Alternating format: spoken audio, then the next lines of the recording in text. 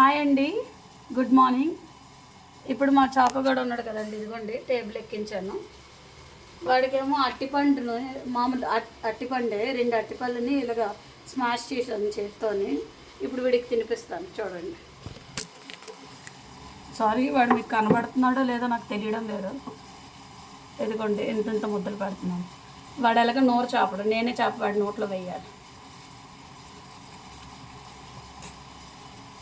డాగ్స్కి banana పెట్టడం చాలా మంచిదండి, ఎందుకంటే సమ్మర్లో డీహైడ్రేషన్ అయిపోతూ ఉంటాయి. వాటికి పెడితే మాత్రం హ్యాపీగా ఉంటుంది అండ్ బూస్టర్ ఎనర్జీ లెవెల్స్ కూడా బాగా పెరుగుతాయి.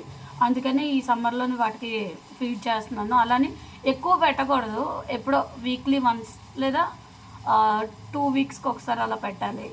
ఇప్పుడు నేను లాస్ట్ వీక్ పెట్టాను, మళ్ళీ ఇప్పుడు పెడుతున్నాను.